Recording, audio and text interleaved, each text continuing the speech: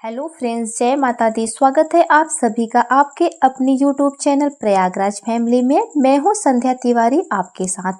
आज की इस वीडियो में हम जानेंगे यम का दीपक हमें किस दिन निकालना है। यम का दीपक निकालते समय हमें किन किन बातों का ध्यान रखना चाहिए और भी महत्वपूर्ण बातें आज की इस वीडियो में हम जानेंगे। यम के निमित्त जो दीपदान किया जाता है उसे यम दीपदान कहा जाता है। कहते हैं कि यम का दीपक जलाने से अकाल मृत्यु से रक्षा होती है। यम के निमित्त दीपदान करने से यम की कुदृष्टि हमारे घर पर नहीं पड़ती है और हर प्रकार के संकट से, अकाल मृत्यु से यमराज हमारी रक्षा करते हैं। इसलिए हमें यम का दीपक अवश्य ही निकालना चाहिए। सबसे पहले जान लेते हैं यम के निमित्त दीपदान करने की क्या विधि होती है, किस तरह हमें यम दीपदान करना चाहिए। तो इसके लिए आपको चाहिए एक दीपक। अब ये जो दीपक है ये आप आटे का लेते हैं तो अति उत्तम है। अगर आटे का नहीं लेते हैं तो आप मिट्टी का पुराना दिया ले सकते हैं। अब इसमें चौमुखा दीपक तैयार करना है। ऐसा कहा जाता है कि धर्म, अर्थ, काम और मोक्ष इन चारों पदार्थों की प्राप्ति होती है चौमुखा यम दीपदान करने से।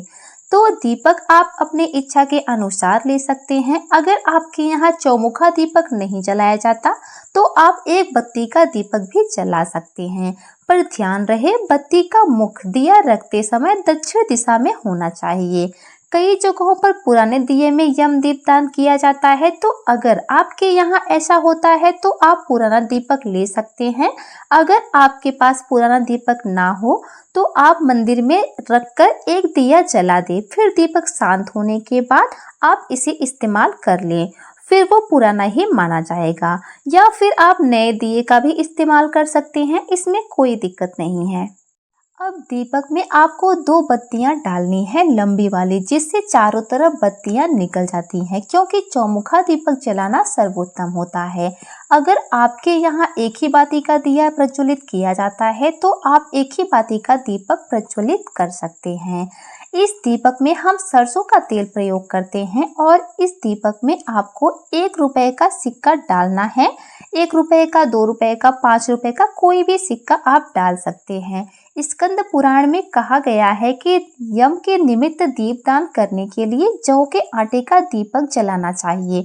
तो ऐसा सबके लिए संभव नहीं हो पाता है, जौ के आटे का दीपक नहीं बन पाता है, तो आप नॉर्मल आटे का यानी कि गेहूं के आटे का भी दीपक बना सकते हैं और उसमें कुछ दाने जौ के डाल दीजिए और थोड़ी सी राई डाल दीजिए। इसके बाद ये दीपक आपको प्रज्वलित करना है। आपको अपने घर के बाहर, अगर आपके घर के बाहर थोड़ी सी जगह हो तो आप थोड़ा आगे बढ़कर दक्षिण दिशा की तरफ प्रज्वलित करिएगा।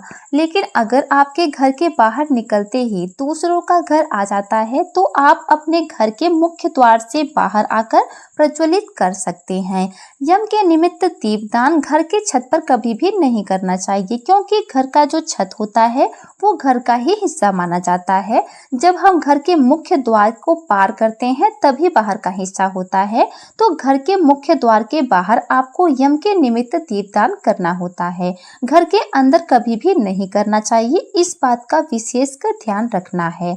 अब जहां पर आप दीपक प्रज्वलित करेंगे उसके नीचे थोड़ा सा अनाज रखना है। आप चाहे तो चावल या गेहूं या फिर जौ, इनमें से कोई भी अनाज रख सकते हैं। फिर उसी के ऊपर दीपक रखना है और फिर दीपक प्रज्वलित कर लीजिए, चारों दीपक। अगर आप एक बाती का दीपक प्रज्वलित कर रहे हैं तो आपको ध्यान रखना है कि दीपक का मुख दक्षिण दिशा की तरफ होना चाहिए। जो लोग 4 बाती का दीपक प्रज्वलित करते हैं उनके लिए कोई समस्या नहीं है, चारों दिशाओं में दीपक प्रज्वलित हो जाता है। और ऐसा कहा जाता है कि चारों दिशाओं में यमराज हमारी रक्षा करते हैं। दीपक प्रज्वलित करने के बाद दीपक के पास थोड़ा सा पुष्प रख दीजिए, साथ ही एक जल का पात्र जरूर लेकर जाइएगा। थोड़ा सा जल वहां अर्पित कीजिए, पुष्प अर्पित कीजिए और उसके बाद दक्षिण दिशा की तरफ मुख करके अपने दोनों हाथ जोड़कर प्रार्थना कीजिए कि हे यमराज, हे सूर्यपुत्र, हे काल के देवता, आप अपनी पत्नी सहित मेरे इस दीपदान को स्वीकार करके मेरे परिवार की हर प्रकार के संकटों से, अकाल मृत्यु से, दुर्घटना से रक्षा कीजिए। तो इस तरह से प्रार्थना करके आपको दीपदान की प्रक्रिया संपूर्ण करनी है। अब देखिए यह दीपदान हमें किस दिन करना है। देखिए यम के निमित्त जो दीपदान किया जाता है बहुत से स्थानों पर 5 दिन तक, जैसे कि धनतेरस से लेकर भाई दूज तक 5 दिन तक यह दीपदान किया जाता है। कई स्थानों पर नरक चतुर्दशी यानी कि छोटी दीपावली के दिन यह दीपदान किया जाता है। तो आपके यहाँ जिस प्रकार से होता है, अगर आपके यहाँ यम दीपदान धनतेरस के दिन किया जाता है तो आप धनतेरस के दिन कर लीजिए। छोटी दिवाली के दिन किया जाता है तो आप छोटी दिवाली के दिन कर लीजिए। अगर आपके यहाँ पूरे 5 दिन तक किया जाता है तो आप 5 दिन तक इसी प्रकार यम दीपदान कर सकते हैं।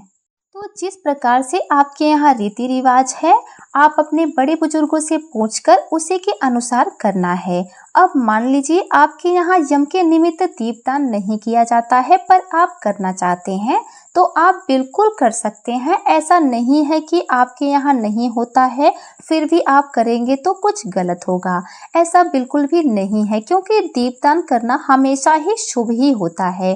तो अगर आपके यहाँ नहीं भी हो रहा है तो अब से आप प्रारंभ कर सकते हैं, क्योंकि यम के निमित्त दीपदान करना अत्यंत आवश्यक होता है। अब जान लेते हैं हम उन सामग्रियों का क्या करें जो हम यम दीपदान में प्रयोग करते हैं। जैसे कि दिए का क्या करें, दीपक के नीचे के अनाज का क्या करें, दीपक के अंदर जो राई है, जौ और सिक्का डालते हैं उसका क्या करें। तो देखिए अगर आप 5 दिन तक दीपदान करते हैं तो पांचों दीपक को इकट्ठा करके रखिए। जैसे हम दीपावली के दिए का, दीपावली की पूजा की सामग्री का विसर्जन करते हैं, उसी के साथ हमें इस दिए का भी विसर्जन करना होता है। दीपक के नीचे जो अनाज होता है उसे पक्षियों को डाल देना होता है। जो सिक्के दीपक के अंदर डलेंगे उसको आप किसी गरीब को दान कर सकते हैं। इसी प्रकार से हम सभी सामग्रियों का विसर्जन करना होता है। यम के निमित्त दीपदान करने का शुभ मुहूर्त सायंकाल में किया जाता है, यानी कि प्रदोष काल में होता है। लेकिन कई स्थानों पर देर रात्रि में यम दीपदान किया जाता है, परंतु प्रदोष काल में यम दीपदान करना सर्वोत्तम होता है। तो आपके यहाँ जिस समय यम दीपक निकाला जाता है आप उसी के अनुसार करिएगा। तो दोस्तों ये है यम दीपदान करने की संपूर्ण विधि। उम्मीद करती हूँ आपको वीडियो पसंद आई हो। अगर आपको वीडियो थोड़ी सी भी पसंद आई हो, थोड़ी सी भी आपके लिए यूजफुल हो तो वीडियो को शेयर और लाइक जरूर करिएगा। मिलते हैं अगली वीडियो में, तब तक के लिए जय माता दी।